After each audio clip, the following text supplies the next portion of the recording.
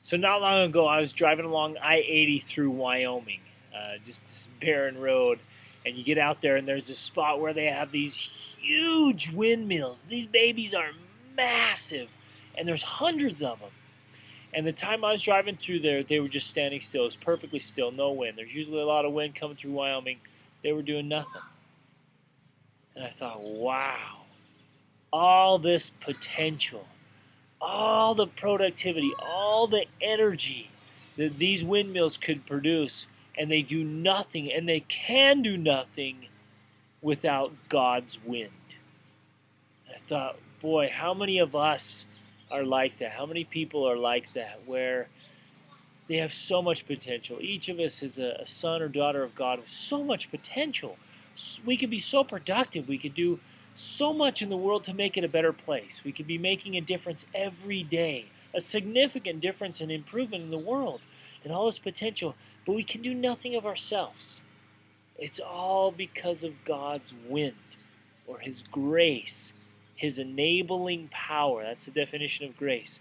Enabling power. It enables us to do good.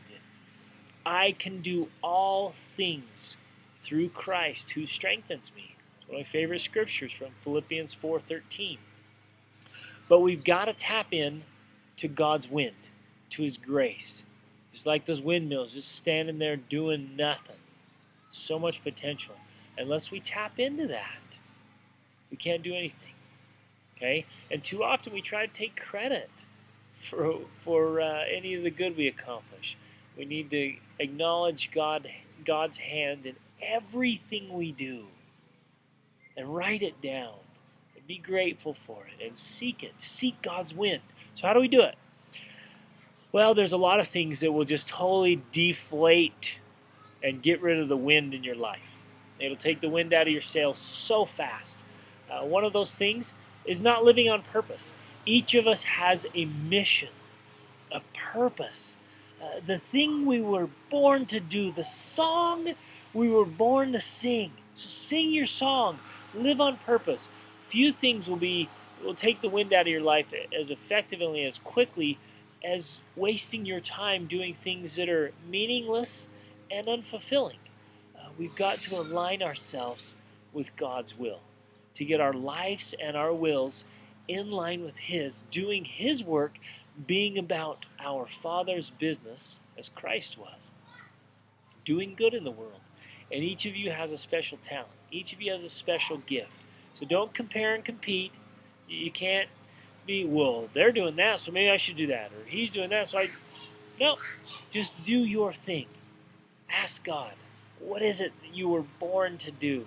When you're filled with enthusiasm. In my life, I can tell. I can totally tell. I feel like those windmills just standing there when I'm not on purpose.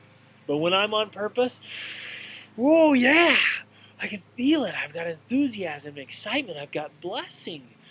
I can feel that wind pushing me along. I can feel His grace magnifying my efforts and things going so smoothly, everything working out the way it's supposed to. When we're on purpose, oh, life's awesome.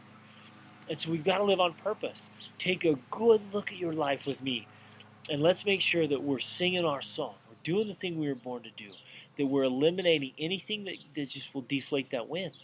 There are habits and addictions and weaknesses, boy, that'll just put a stop to that wind, and your windmill just ceases. Your potential can just literally stop.